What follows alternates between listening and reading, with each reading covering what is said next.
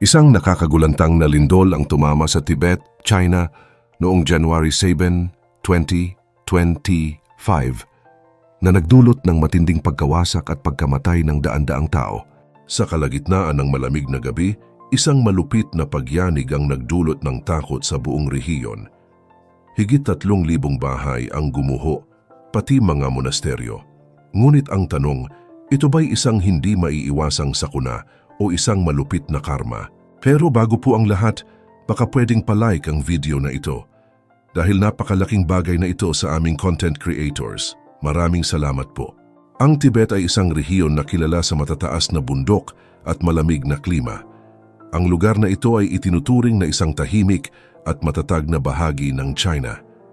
Ngunit noong Enero 7, 2025, kaparehong araw kung kailan pinarusahan ng California, isang malupit na lindol na may lakas na 7.1 magnitude ang nagpaalala sa China na ang kalikasan ay hindi dapat maliitin. Sa oras ng insidente, bandang 9:05 ng umaga, karamihan sa mga residente ay natutulog at hindi nila inaasahan ang malupit na pagyanig na babago sa kanilang buhay. Ang epicenter ng lindol ay matatagpuan sa Tingri County, isang liblib na bahagi ng Tibetan Plateau.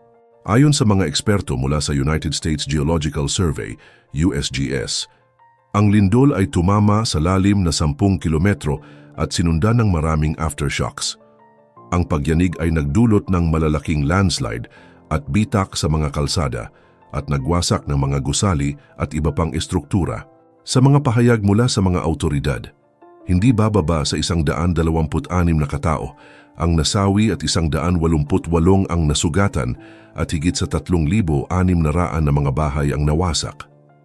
Ang mga tradisyonal na bahay ng mga Tibetan, pati na rin ang ilang mga monasteryo, ay nagkaroon ng mga bitak sa kanilang mga pader na nagpapakita ng tindi ng epekto ng lindol.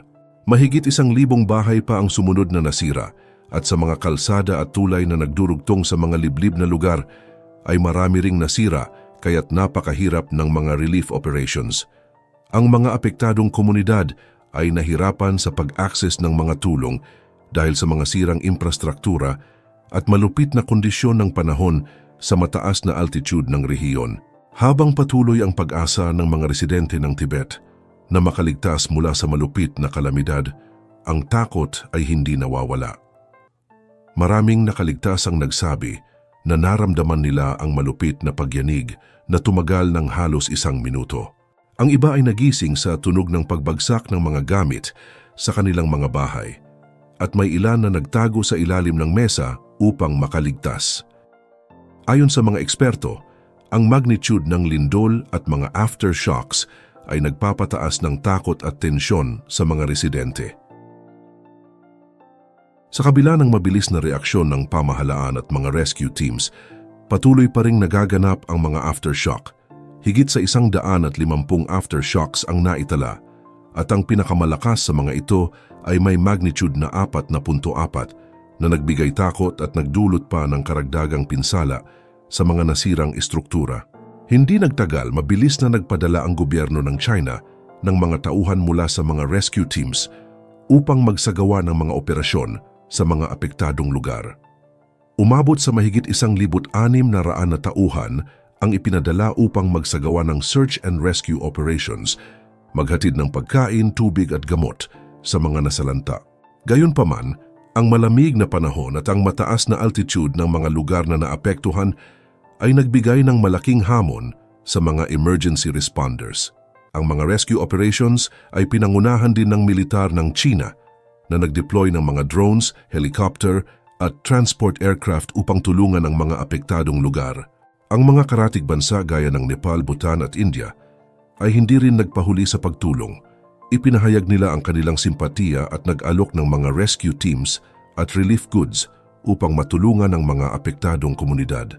Ayon kay Bishal Nath Upreti mula sa Nepal Center for Disaster Management, naramdaman din sa Kathmandu, Nepal ang malupit na pagyanig. Ang mga karatig bansa ay nagbigay ng mahalagang suporta, nagpapakita ng bayanihan at pagkakaisa ng mga bansa sa gitna ng kalamidad. Bukod sa pisikal na pinsala, ang kalamidad na ito ay nagdulot din ng matinding trauma sa mga residente. hindi lamang sa Tibet, kundi pati na rin sa mga karatig bansa. Ang mga residente sa Nepal, halimbawa, ay nagkaroon ng matinding takot na nagbalik sa kanila ang masalimuot na alaala ng 2015 na lindol na pumatay ng libu-libong tao at nagdulot ng malawakang pagkawasak. Sa kabila ng mga pagsubok na naranasan, ang kanilang mga trauma ay muling nabuhay. May mga nakaligtas na hindi pa rin makalimutan ang takot na dulot ng mga lindol sa kanilang bansa na patuloy na nagpapaalala ng kahinaan ng Nepal sa mga natural na kalamidad.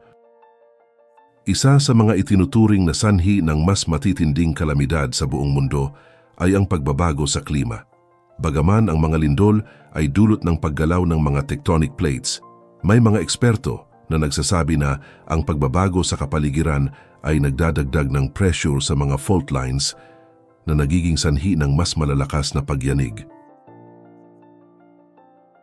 Isang halimbawa na tinutukoy ng mga eksperto ay ang pagkatunaw ng mga glacier sa Himalayas na nagdudulot ng pagbabago sa timbang ng mga plate at nagiging sanhi ng tensyon na maaring mag-trigger ng lindol.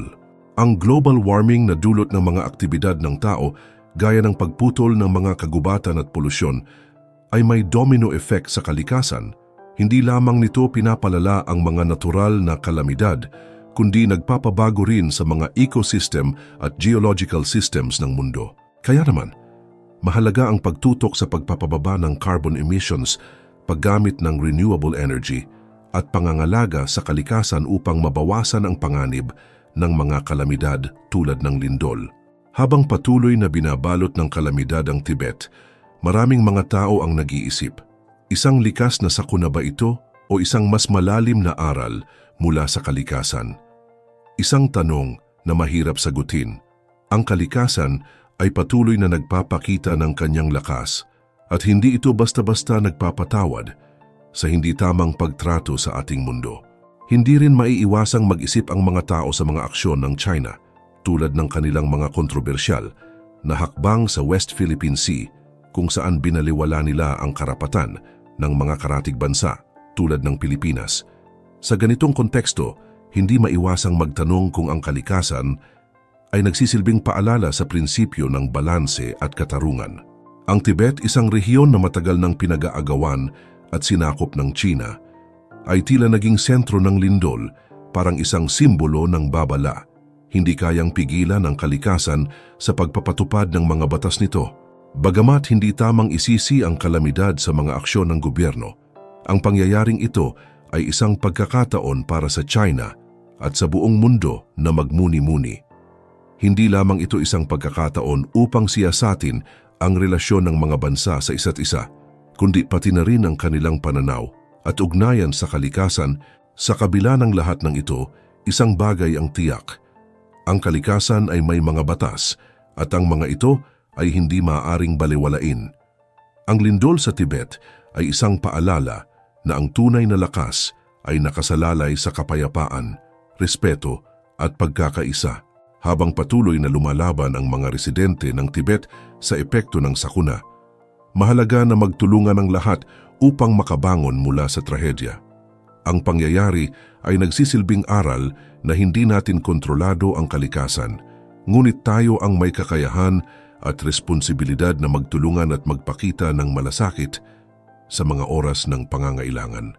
Ang lindol na ito ay hindi lamang isang simpleng paalala ng kapangyarihan ng kalikasan, kundi isang malinaw na mensahe kung gaano kahalaga ang ating ugnayan sa mundo at sa bawat isa. Sa harap ng ganitong mga pangyayari, tayo ay hinahamon na suriin ang ating mga pananaw at kilos, hindi lamang sa kung paano natin pinangangalagaan ang ating kalikasan, kundi pati na rin kung paano tayo nakikipagkapwa-tao sa mga kapwa natin sa loob ng ating bansa at sa ibang panig ng daigdig. Ang bawat pagsubok ay nagbibigay sa atin ng pagkakataon upang tumibay, magbago, at higit pang maging matatag sa lahat ng aspeto ng ating buhay mula sa pisikal hanggang sa moral at espiritual na aspeto. Sa harap ng ganitong mga trahedya, mahalagang tumingin tayo sa kapangyarihan ng sama-samang panalangin. Ang nangyari sa Tibet ay patunay na ang kalamidad ay maaaring tumama sa anumang sulok ng mundo Kaya't bilang mga Pilipino, ipagdasal natin ang kaligtasan at katatagan ng bawat isa. Ang panalangin ay hindi lamang isang paraan upang humingi ng proteksyon, kundi isang pagsasakatuparan ng ating pananampalataya at pakikiisa sa paghihirap ng iba. Sa pamamagitan nito, naipapakita natin ang malasakit hindi lamang para sa ating bansa, kundi pati na rin sa buong sangkatauhan. Kaalam, naniniwala ka ba na karma ito ng China? Kung mayroon ka pang nalalaman kaalam, huwag mong kalimutang i-like ang ating video at mag-subscribe ka na rin sa ating channel. At siguruhin na panoorin ang next videos na siguradong magugustuhan mo. Ito ang inyong kaalam na nagsasabing, knowledge has a beginning but no end.